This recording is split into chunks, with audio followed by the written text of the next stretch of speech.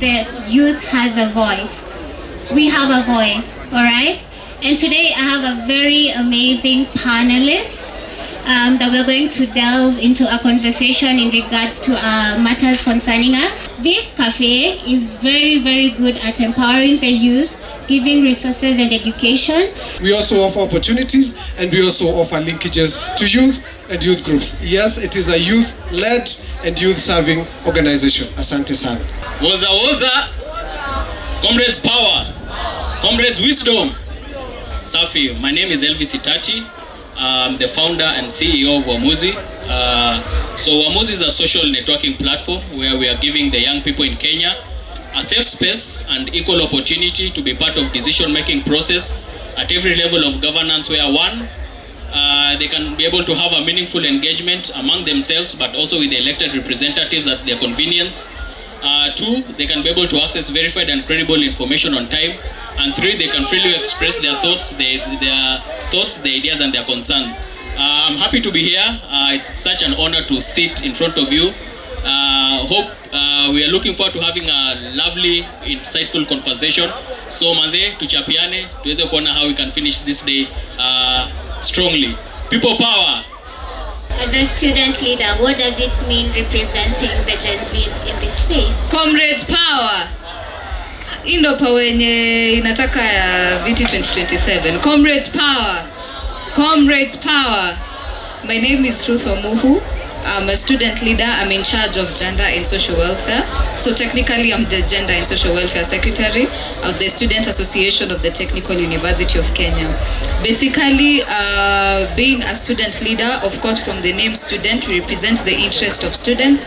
And for my particular docket, I handle matters accommodation in my university. I also handle matters with students with disability as well. So it is a very good docket. It is everything to do with social welfare. Vile comrades wanakula, mahali wanalala, vile their rights are being solved, that is technically my mandate. And also as student leaders, we are not limited to our university. We have also been championing greatly for a university-centered funding model. And kama sisi Gen Z, tulikuwa tunasema we do not want the new funding model. So we are just waiting to see the report that the committee came up with, so that we can be able to have comrades studying in school and being able to afford school fees while taking their courses. Thank you. I'm the Senior Programs Officer at the Youth Cafe, in charge of democracy, governance and human rights. Yeah, we are here to disseminate the report, just a small brief, launch it, then most of the part you're going to get it through the website and the QR link that will be going around in a few. So last year, during the momentous occasions that we witnessed in the country, the Youth Cafe sought to go on a journey to document history as it was unraveling right before our eyes. We spent several months to painstakingly put things together, to tie all the T's and dot all the I's. And today we are pleased to officially launch what we call the Kenya Youth Quake, which is a compilation of the happenings and the events around June of the year 2024. We are non-political. We don't support any political persuasion, but we thought it is worthy to give a voice to the issues that young people had at that time, particularly around the finance bill of the year 2024. So the report is structured in several chapters. It looks at the history of, first of all, protests in Kenya, because protests are not unique to Kenya. But what we found unique with the Gen Z protests last year was the organic mobilization, particularly that was not informed or influenced by political actors, key political actors. So we have looked at that. We have also documented the cases of abductions, disappearances and deaths that we had up to that time, so that you have a one-stop shop for all information about the happenings that time that you may want to get to know. Other than that, we have had a set of recommendations, or as Gen Zs call them, demands. So we have enshrined these into several sections that are targeted at different actors, be they the president, be they political parties themselves, be they international organizations, as well as young people themselves, because the first key recommendations actually are to young people directly. We've also employed a scientific process of foresighting the future. So we relied on science to see, based on the happenings of the year 2024 around the Gen Z protest, what does the future look like? Will we have a situation of deterioration of, for example, economic state of young people? Will we have improvements? Will we have things to stand still? And all that you can have in this book. It's pretty massive, and we also know that Gen Zs don't like to read. We hope that you can find time to interrogate the chapters and pages of this book, draw learnings, and see how you can better inform any movement that comes out of the situation for the future. So I think we now declare this report officially launched.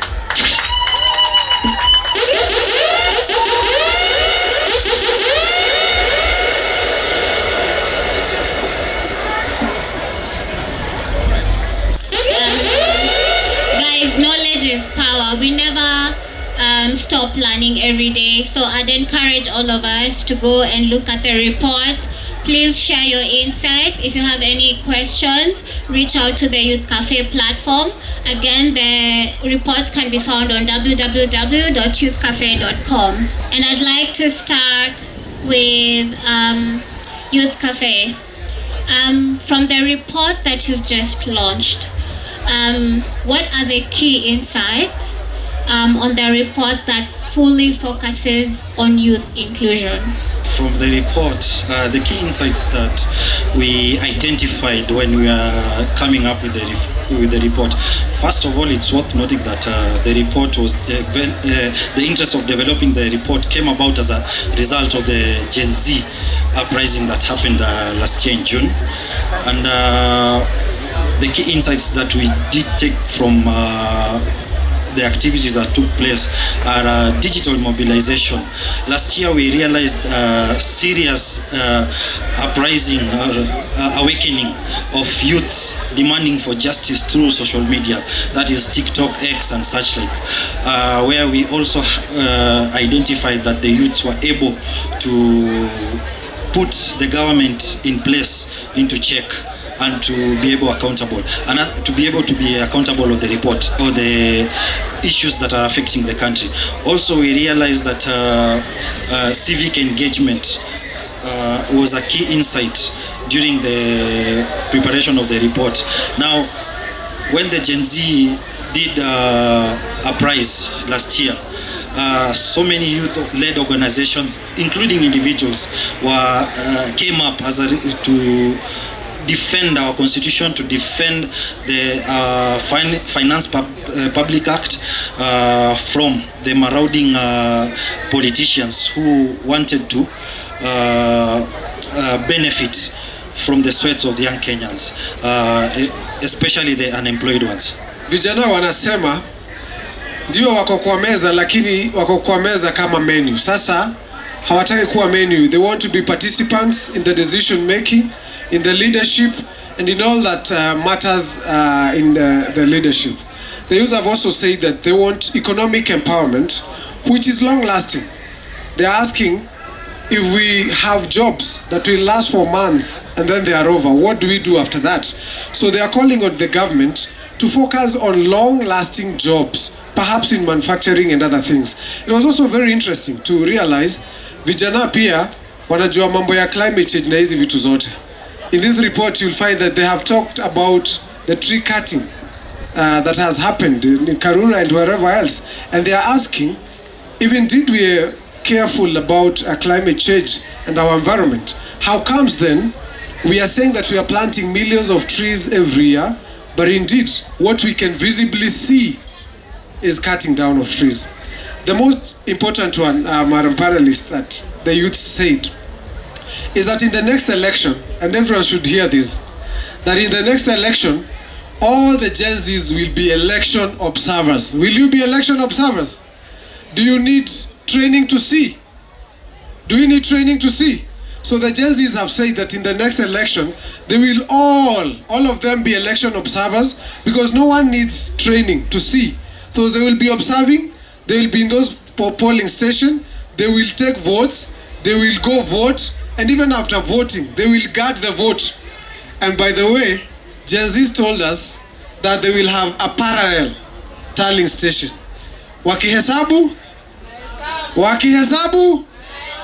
So Gen Z walisema watakuwa zikihesabiwa pale na by the way, sava yenu itakuwa noma ama itakuwa kama ile ingine? Itakuwa noma Gen Z.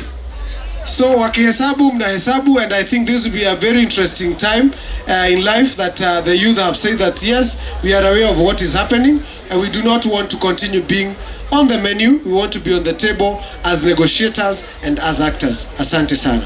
And how technology can play a role, especially with now the report being out there.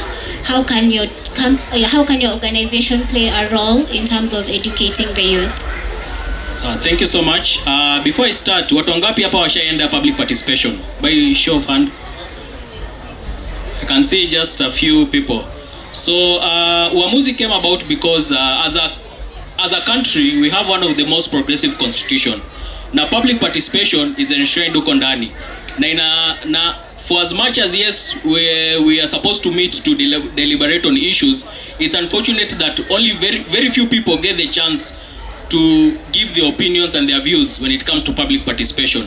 And that's the reason why we decided to come up with a digital tool, a platform that will be able to give every single person a safe space, but at the same time hii conversation tukipiga haifai tu kuishia hapa, but also it's supposed to be a continuous conversation. One of the reasons why young people who are participating in public participation is because whenever you give your opinion, most of the time wazae opinion yao ndio inachukuliwa. Sisi vijana tunakuwa sidelined. Two, when it comes to women, because of culture, we get that some women don't even get the space to sit in the same kikao na wazae waende kupatiana the opinion. They are always there to be seen and not to be heard. And at the same time, even people living disabilities, who wanna get a hard time moving from one place to the other, kwenda kuwa part of this engagement in these barazas. And that's the reason why tulisema having a digital tool, one, it's easy for us to be able to advocate for change. Kama there's anything that you need to advocate for, it's easy for you to do that using digital tools. Two, it's easy for you to also activism. Right now activism is done online. Manze, one thing I'm very proud of is we launched this app last year during time ya maandamano, just before ianze. And one of the things tulifanya ni tulikuwa educate watu about the finance bill. When if you can see on our banner, that is just a screenshot of one of the things tulikuwa tunajaribu ku advocate, because hii mambo ya diapers watu walikuwa wanaongelea because walikuwa wanataka kuongeza do. So tukasema let us advocate, let us create awareness so that people can be able to know what is in the finance bill. And at the same time pia it was so good for us kuweza kuona, other than people engaging on X, engaging on TikTok and all these other social media platforms, it was so good for us to be able to see people waliweza kukama hapo pia kuweza kupatiana their opinions about the finance bill. So I can proudly say that also Uamuzi played a key role in mobilizing, because pia wa vijana waliingia hapo ndani wakasema manze kama ni kutokea tutokee, and also manze wakasema having our own locally made platform, it's easy for us pia manze kuweza kujua how we can be able to work with people around the same circle, and just to see how we can be able to advocate for change. So one thing we are very big on is we are working with organizations that are big on civic education, just to be able to see how we can disseminate the information, so that information is a trickle down all the way to the wananchi kwa grassroots. And at the same time pia we are using data to see if you are making any progress, because living in a time where technology has taken over, it's only good for us to be able to use data for us to be able to make more informed decisions. So thank you so much. From a students' leaders' perspective, what are the challenges the youth are facing when it comes to public participation? Compared to the PDF that we had in 2022, or rather 2023, I can see a very great improvement of young people who are willing, and after the Gen Z protest, a lot of young people are now involved in matters public policy. If you look at even our X space, also our TikToks, you can easily spot someone who is talking matters policy, whether it's education, whether it's entrepreneurship, whether it is matters youth. A while back, the social media platform was only left for a few people, and even right now, as you can see, we have apps like Uamuzi, for example. The reason as to why I'm so heavy on digital spaces is because that is where we young people are. And for example, I was just thinking, maybe in the next, if not 5 to 10 years, we'll be having this PDF even virtually. We can be having people streaming. It doesn't matter whether you're within Nairobi or not. This is something that should be happening in every county. And one of the challenges that young people are facing is that you find such spaces are only available for people who are within the urban areas. Because for example, is PDF taking place in Machakos, in Kirinyaga, in Kisumu, in Kisii County? No, this is only taking place in Nairobi County. And I don't want to delve into matters infrastructural development, because we have a lot of places that do not even have electricity to start off, let alone access to internet. So we need, as young people, we need the few of us that have had the privilege of being exposed to such a space to understand what it means for young people to publicly participate in matters policy, not only when an MCA or a governor calls you to a hall somewhere and they tell you, now what do you think about this particular policy. It is also having digital spaces that even leaders in their own elective positions can be able to take our views as young people. Therefore, I want to call upon all of us. If you come from maybe central Kenya, go talk to your people in your own language. Let young people understand that matters policy and matters election, it does not only happen when it comes 1 year or 6 months to election. This is a continuous conversation that we need to have as young people.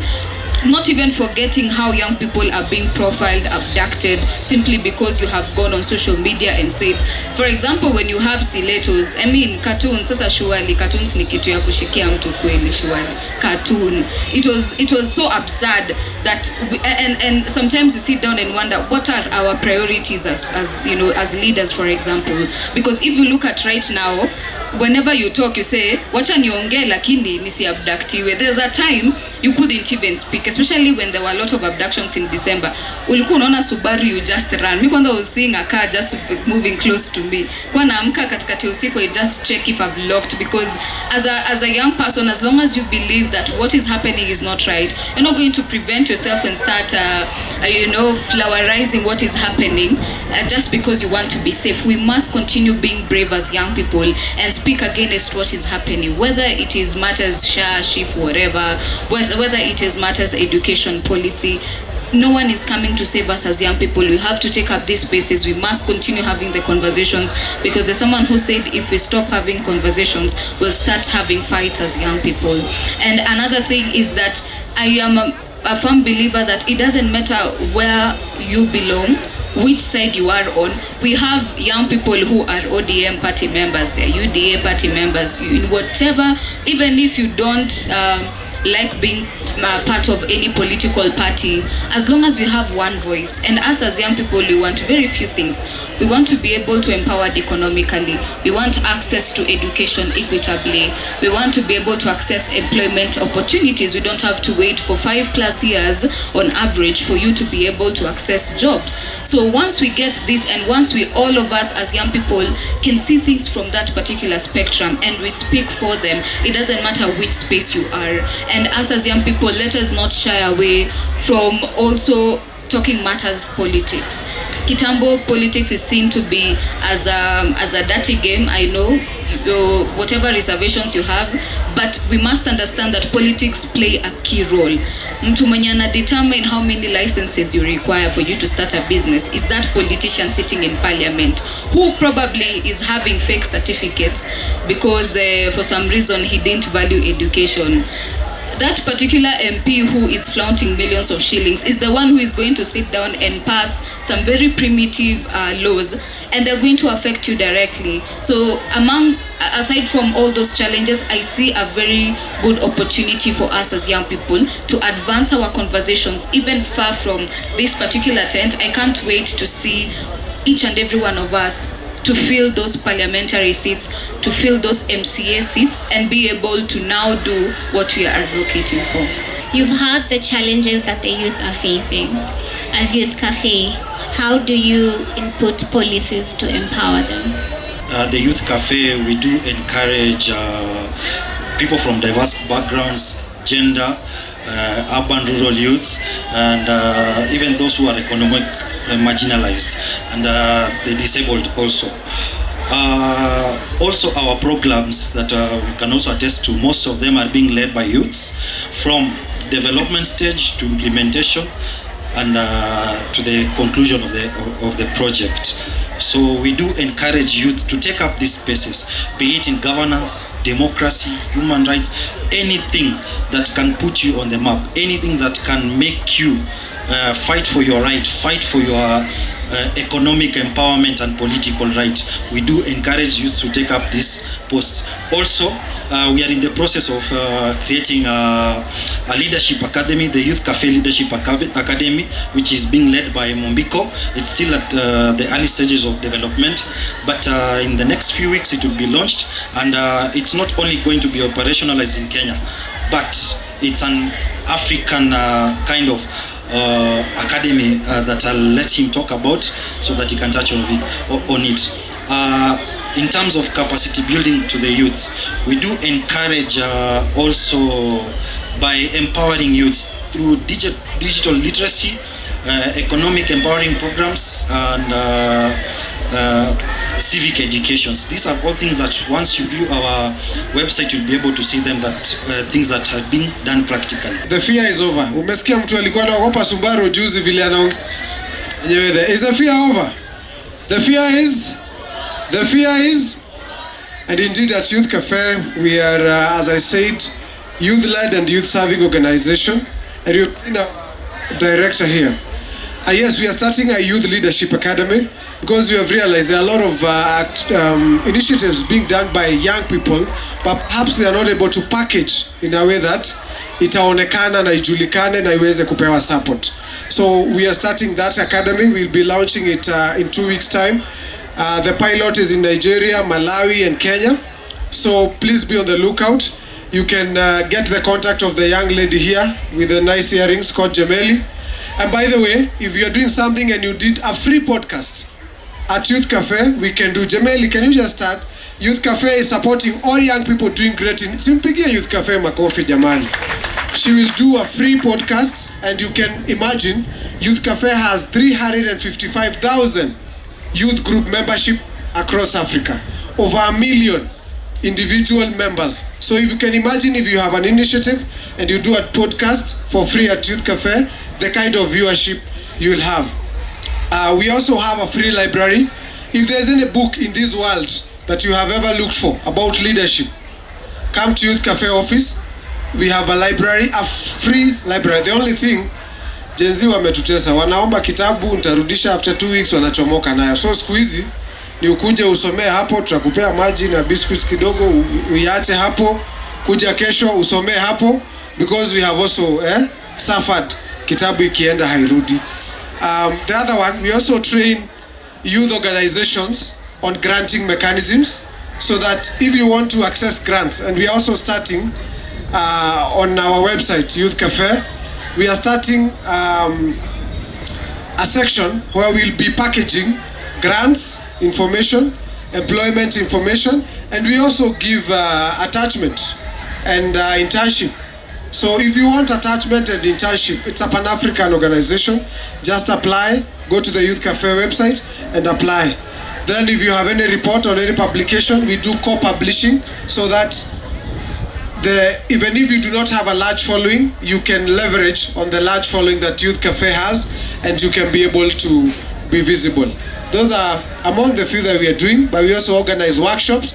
We organize online, but I see already now that has been taken up by Uamuzi. We'll partner with them so that we save the energy and they can do it better. Now they are on app.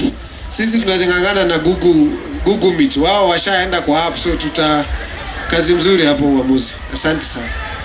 Today we have been participating in these forums where political leaders are being called out here, and it's important for us to have access to such, like apps which can be able to connect us to the leaders and keep them accountable. And also forums like Youth Cafe. I mean, their report is called Youth Quake. Shake that, earthquake, you shake it, make them accountable, and this is an era of an awakening. So I love the collaboration and the panelists that I have, because this is a conversation that we need to have. It's not just about creating the heat, but also looking at the kind of solutions that we can bring up as organizations to make sure that we have the best leadership, we have policy and forums that are being put across, and not just, coming and shouting and nothing is being done.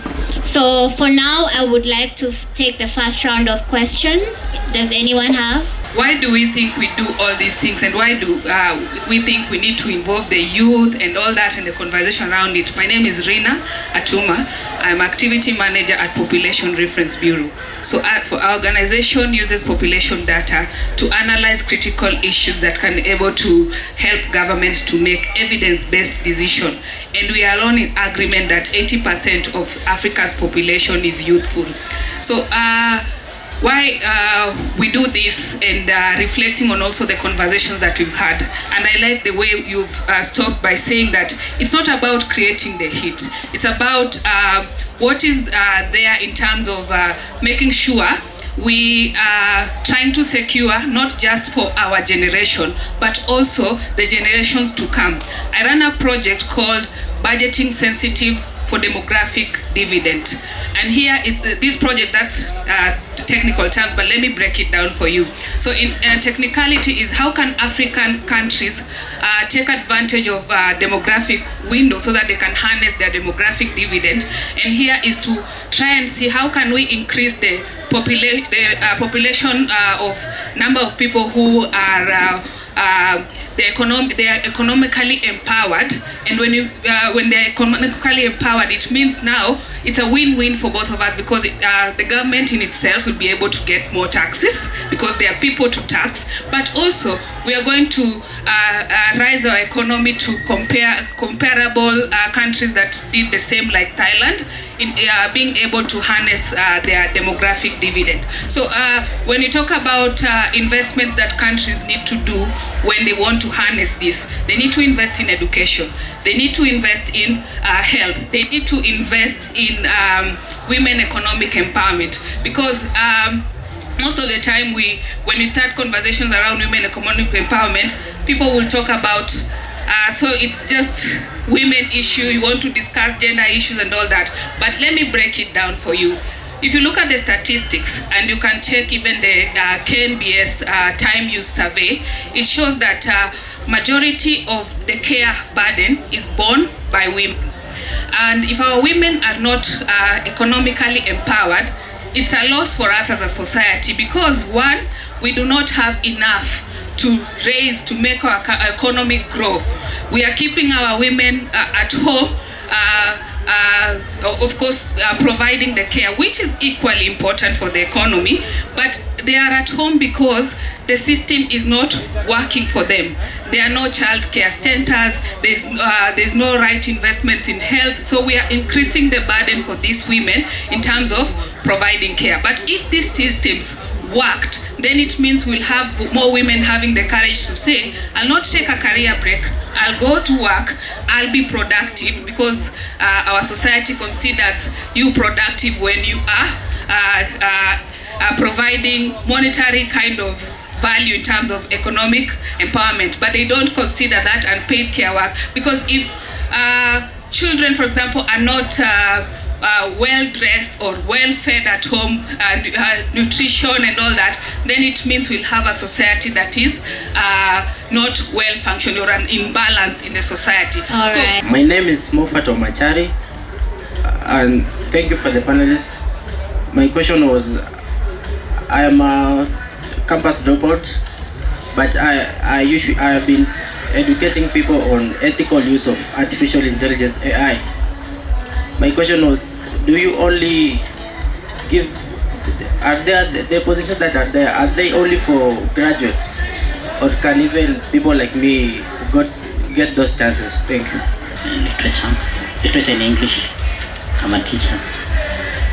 My question is, I'm so excited for this youth cafe that we're having here. So I just wanted to know, do you have a criteria for people who want to venture into politics? Should we have like a history, a political history? There are maybe before, should I have maybe engaged in politics? And something else, do we have funds, like do people support, or it's just a platform that you're giving people to perhaps any aspirants to get out there and venture into it? Thank you. I come from Narok County, so I'm here to represent the youth of Narok County, and my question is on the public participation aspect.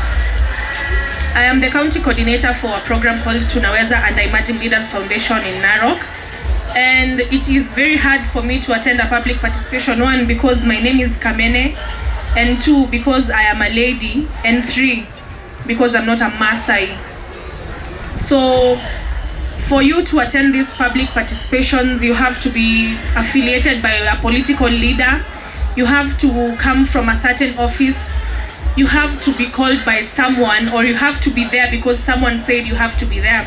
So I don't know if there is anything that can be done in terms of public participation, because inakuanga gazetted, yes, but utaona imeandikwa the participation is maybe in a specific hall, but on the public participation day, asubuhi, wanna change venue, you know, and you have to know who knows who to be there. So I do not know if there's anything you guys do in regards to such, because personally I have never attended any. I just send members of Tunaweza who are gentlemen and Maasais, you know, for them to attend the public participation, because they do not regard women as people in the society. So is there anything that can be done? Because it is really a big gap, because then again when you send these young people into these spaces, mtu anaenda hapo na kile inamfaa yeye. If I feel like I want to ask for a job at that particular point, that is what I'm going to do, but I'm not going to think about the people that I represent. So I do not know if there is anything that can be done, because it's not nice. Thank you. If we can base our decisions on data, then we get it right. And indeed, as Youth Cafe, we may not do everything. We have really majored on youth affairs, because again, we get it wrong when we try to do anything and everything. So for us, if you ask us about youth and environment, youth and climate, youth and gender, youth and children, but we may not necessarily base ourselves perhaps on, you know, directly women empowerment, maybe young women empowerment. And for that sake, actually, we participated in a training by International Ideas and UN Women on how to engage and sustain engagements with young men and boys. So yes, we're in those spaces, but of course we cannot be scattered everywhere. Our focus majorly is the youth and the legal age group. My brother, the question, I see the passion in your eyes, in your heart. I can feel you. I'm straight. Don't laugh. The feeling is just that I can feel the passion, nothing else. Very straight. Yes, we consider any young man who can prove that they can be of impact. Of course, you may not have graduated, but we have said already you dropped out of school, so you are in the process. And by the way, I would personally be passionate to see you conclude your education. I mean, I have few friends who I can talk to, and I'll be happy, even those who are here, to see what we can do and to see you complete your education. Very passionate about it. So, please, Max is here. See my boss and I'll takusaidia ku negotiate. We see how we can integrate you. Na hiyo mambo ya AI, ukuje utusaidie. Pia mimi ni kijana lakini ni analog kidogo. Ukuje utusaidie inanichanga kidogo. On the opportunities, I think I've spoken something about it. Political history, I think that's what exactly my brother here has talked about. He started a platform for even those who are aspiring to learn. And I'm sure there'll be a lot of training and he'll speak about it. But I'll tell you that also Youth Cafe, in partnership with young aspirants and aspiring leaders, we are also bringing former aspirants to talk to those who want to aspire, especially those who did not win. By the way, have you imagined in every election so many people vie, but only one win? Can you imagine how many people lose? There are more than those who win. Everyone, sometimes even the CSOs, focus on those who win. Where do those who don't win go? Does it mean that they are useless, they don't have ideas? So we can invest in them. So that is what we are bringing that co-learning, so that those who vied and maybe failed can tell those who want to vie what they want to. By the way, I got into depression after I failed. I was not gazetted as the youngest presidential aspirant. My brother here was with me. We were asked for 48,000 ID copies and signatures just to be clear to be a presidential aspirant, you know, as an independent candidate. So we want to share those lessons and these things so that people can know. And I'll tell you, anyone who wants to vie for a political position, please go open a sinking fund. Go open a sinking fund. But what I would, in conclusion, say, please focus on social capital. Don't focus on politics, on money. What does social capital mean? If you meet a young man, and sorry, I'm not doing campaign with my brother, but if you meet a young man who can I use you as an example and don't feel bad?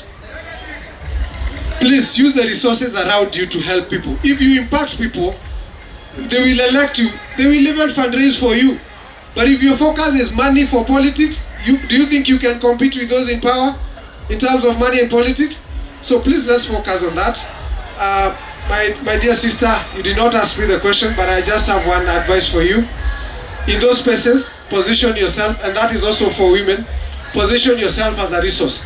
Your social media, your WhatsApp, post jobs, post resources, and when you appear, ni yeye huwa ana post jobs, ni yeye huwa anatuambia mambo ya meeting, they will stop looking at you like a kamene or a woman. If you position yourself as a resource, everyone will look for you. And finally, I know you'll share the opportunity for GDC among the others. As I said, everything I've said, my boss is here.